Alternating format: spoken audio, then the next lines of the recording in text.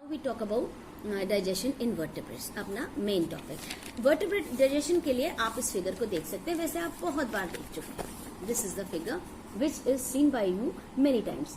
ये जो vertebrate digestion है, this is actually an alimentary canal which is traced from the mouth up till the anus. ये मुंह से लेकर गुदाद्वार तक एक कैनाल के रूप में हमारे बॉडी के अंदर मौजूद रहती है। तो मुंह से खाना ये पास होता है, इस लंबी ट्यूब या फूड पाइप में ये जाता है। फूड पाइप द्वारा फिर ये अमाशय या स्टमक को दे दिया जाता है।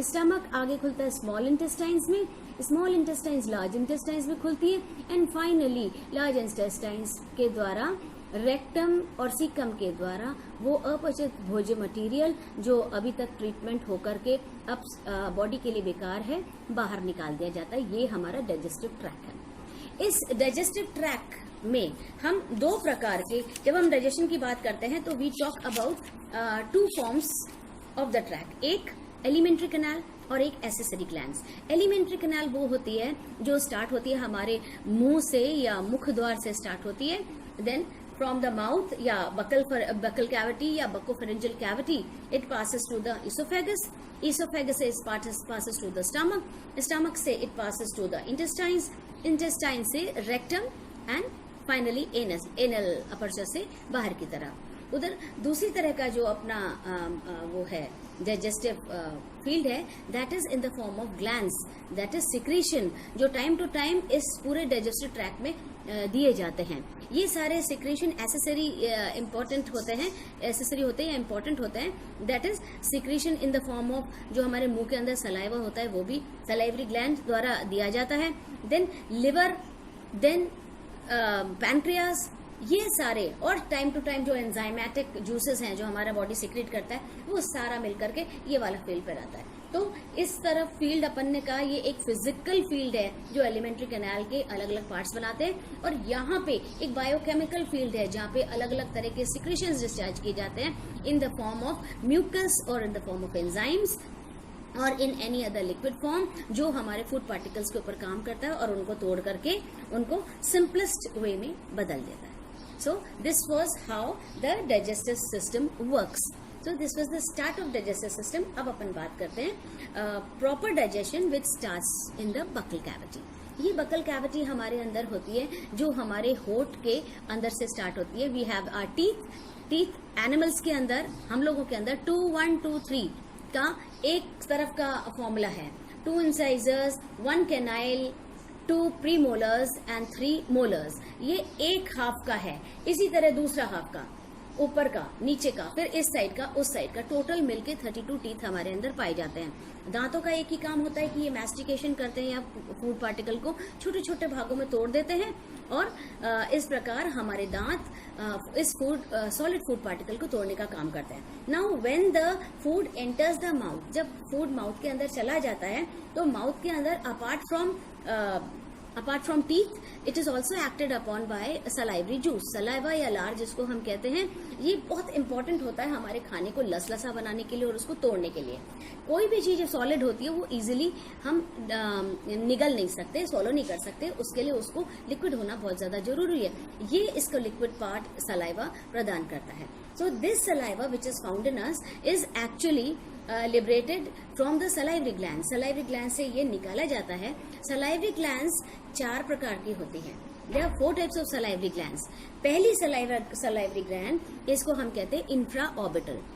इंफ्रा ऑर्बिटल मतलब ये आइस के कटोरे, आइस के इंफ्रा नीचे, तो infra orbital salivary gland starts from the base of the eye. ये आई के इस ऑर्बिट के नीचे से स्टार्ट होती है, और ये जो अपना जबड़ा है, ये ऊपर वाला, इसके मोलर्स के पीछे की तरफ खुलती है। First type of salivary gland. दूसरी तरह के सलाइवरी ग्लैंड्स होती है पैरोटिड ग्लैंड्स। पैरोटिड ग्लैंड्स इस एक्सटर्नल ईयर के नीचे से स्टार्ट होती है, और ये खुलती है हमारे वही ऊपर का जो जबड़ा है इसके इंसाइजर्स के पीछे। फाइन। और ये जो यहाँ से इंसाइजर्स के पीछे खुल रही है वो एक डक्ट द्वारा खुलती है। इस डक्ट को हम स्टेनसन डक्ट कहते हैं। इंपॉर्टेंट है ये एग्जामिनेशन पॉइंट ऑफ व्यू से, स्टेनसन डक्ट। तीसरी तरह की सलाइवरी ग्लैंड होती है सब मैंडिबुलर। मैंडिबल हमारा ये होता है, लोअर जो को मैंडिबल कहते हैं। तो मैंडिबुलर ग्लैंड्स जो है वो एक्चुअली हमारे यहाँ से जबड़े के साइड से खुलती है और हमारे नीचे ये जो इंसाइजर्स है इसके पीछे आकर के खुलती है, यहाँ से निकलती है और नीचे के इंसाइजर्स पे आके खुलती है। एंड ये जो खुलना होता है this takes place with the help of small glands या डक्ट, जिसको वॉटन्स डक्ट कहते हैं। अगेन एग्जामिनेशन पॉइंट से ये वर्ड वॉटन इंपॉर्टेंट है। और लास्ट तरह की जो सलाइवरी ग्लैंड है that is known as sublingual. Lingua का मतलब होता है जीभ, तो ये हमारे जीभ के नीचे से स्टार्ट होती है ये सलाइवरी ग्लैंड्स, और ये हमारे जीभ के नीचे से होके होती एजेस की तरफ जाती है। पूरी जीभ देखा ना सलाइवा कैसे पूरी तरह से निकलता है, ये सबलिंगुअल सलाइवरी ग्लैंड्स की वजह से। So we have 4 types of salivary glands, एक intraorbital, parotid, submandibular and sublingual. इन चारों का सलाइवा खूब सारा म्यूकस के फॉर्म के अंदर निकलता है, लार के रूप में निकलता है, हम इसको सलाइवा कहते हैं। सलाइवा का कॉम्पोजिशन देखो तो इसके अंदर 99 से 99.5% तो इसके अंदर वाटर होता है। ये जो सलाइवा है ये टोटल एक दिन के अंदर 1 से 1.5 लीटर सिक्रीट किया जाता है, और इसकी जो पीएच है ये 6.5 के आसपास होती है, मतलब स्लाइटली एसिडिक होता है। तो इसके अंदर बैक्टीरियासाइडल इफेक्ट होता है, बैक्टीरिया को किल करने का भी ये काम करता है। नॉट ओनली दिस, इसके अंदर 2 तरह के डिस्चार्जेस होते हैं, एक ऑर्गेनिक एक इनऑर्गेनिक। इनऑर्गेनिक वो सारे होते हैं जो मिनरल्स के रूप में होते हैं, जैसे sodium, potassium, calcium, phosphate, carbonate, ये सारे इनऑर्गेनिक हो गए। एंड ऑर्गेनिक के अंदर ये लार जो है जिसका म्यूकस, श्लेष्मा, ये सारे ऑर्गेनिक के अंदर आते हैं। प्लस सलाइवा एक बहुत इंपॉर्टेंट एंजाइम सिक्रीट करता है जिसको हम कहते हैं टाइलिन या सलाइवरी अमाइलेज। ये टाइलिन या सलाइवरी अमाइलेज का एक्चुअली काम होता है कि ये कार्बोहाइड्रेट को तोड़ करके उसको मोल्टोज में बदल देती है। इस मोल्टोज को फाइनली मोल्टेज नाम की एंजाइम तोड़ करके ग्लूकोज में बदल देती है। So this is what saliva does. Now इसके अलावा सलाइवा के क्या क्या काम है? पहला तो ये सैकराइड, पॉलीसैकराइड को तोड़ करके सिंपल शुगर में बदल देती है। दूसरा, ये हमारे कैविटी को लिसलिसा रखती है जिससे कि हमें भोजन को निगलने में आसानी रहती है। देन ये हमारी बकल कैविटी को गीला रखती है जिससे हमको बोलने में आसानी रहती है। देन इसके अंदर कुछ लाइटिक एंजाइम्स पाई जाती हैं जो बैक्टीरिया को मारने के काम आती है। देन इसके अलावा ये सरफेस को गीला रखती है जिससे कि अंदर कोई भी तरह की दरार या कट ना पड़ सके।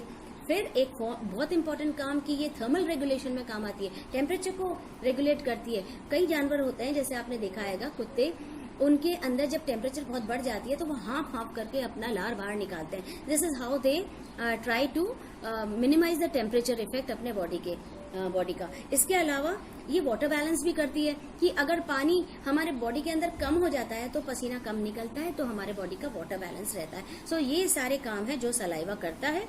नाउ नेक्स्ट, सलाइवा का बायोकेमिकल मैकेनिज्म क्या है? बायोकेमिकल मैकेनिज्म एक्चुअली सलाइवा का ये है कि सलाइवा कुक्ड फूड या पके हुए भोजन के ऊपर ज्यादा बेटर काम करती है कच्चे भोजन के फलस्वरूप। और सलाइवा के कुछ टेस्ट हैं जो अलग अलग शुगर्स के साथ अलग अलग कलर देते हैं आयोडीन के साथ। सलाइवा का कंट्रोल एक्चुअली फिजिकल और केमिकल नहीं है, ये केवल नर्वस कंट्रोल है। तो हमारा ऑटोनॉमिक नर्वस सिस्टम इसको कंट्रोल करता है। ये ऑटोनॉमिक नर्वस सिस्टम 2 प्रकार का होता है, पैरासिम्पैथेटिक और सिंपैथेटिक। एक्चुअली क्या होता है, पैरासिम्पैथेटिक सिस्टम तो सलाइवा को और ज्यादा बना करके डिस्चार्ज करता है, और सिंपैथेटिक नर्वस सिस्टम सलाइवा को रोकने का या बंद करने का काम करता है। 2 तरह के रिफ्लेक्सेस होते हैं जिसके द्वारा सलाइवा सीक्रेट होता है। पहला अनकंडीशनड रिफ्लेक्स जो नए नवजात शिशुओं के अंदर देखने को मिलता है इन द न्यूबॉर्न बेबीज, जहां पे अगर आप उनके अंदर उंगली डाल दो मुंह के अंदर तो वो चप चप करके उसको चूसने लगेंगी। तो ये बर्थ के दौरान ही देखा जाता है। दूसरा कंडीशन रिफ्लेक्स, जब आप एक्सपेरिमेंट के द्वारा उस एनिमल को एक्सपीरियंसेस दो, जैसे इयान पावलोव ने दिया था, और उन्होंने सैलिवेट कराने की कोशिश करी थी, कामयाबी भी उनको मिली थी। तो खाने के टच से, खाने की स्मेल से, खाने के मात्र थॉट से हमारा लार निकलने लग जाती है। और होता यह है कि जब भी खाने का कोई विचार आता है तब हमारे ब्रेन के अंदर एक सेंटर होता है जिसको हम मेडुला ऑब्लोंगेटा कहते हैं। इसके पैरासिम्पैथेटिक सेंटर्स स्टिमुलेट हो जाते हैं और लार निकलने लगती है। जब वो सैचुएट हो जाते हैं, फुलफिल कर लेते हैं, तो लार निकलनी बंद हो जाती है क्योंकि सिंपैथेटिक सेंटर्स स्टिमुलेट हो जाते हैं। तो इस प्रकार सलाइवा का सिक्रीशन ऑटोनॉमिक नर्वस सिस्टम के कंट्रोल में होता है। एंड फाइनली द एब्जॉर्प्शन, ये पूरा का पूरा अपन माउथ में जो भी होता है सिक्रीशन उसको पढ़ लेते हैं, माउथ में जो भी डाइजेशन होता है उसको पढ़ लेते हैं। Now the absorption of saliva, absorption of food in the mouth cavity. वैसे तो माउथ कैविटी के अंदर कोई भी प्रकार का एब्जॉर्प्शन नहीं होता, इज हार्डली एनीथिंग, हुआ ही क्या है जो एब्जॉर्प्शन होएगा। बट फिर भी एक केमिकल है, ये दवाई फिनाइल आइसोप्रिनाइल ग्लिसराइल ट्राइनाइट्राइट, आइसोप्रिनाइल ग्लिसराइल ट्राइनाइट्राइट, ये जब मुंह में डाली जाती है तो मुंह की श्लेष्मा या उसका म्यूकस इस ये जो दवाई है इसको सोक कर लेता है, इस केमिकल को एब्जॉर्ब कर लेता है और ब्लड को सप्लाई कर देता है। So this is how the mouth और the buccopharyngeal cavity helps in digestion.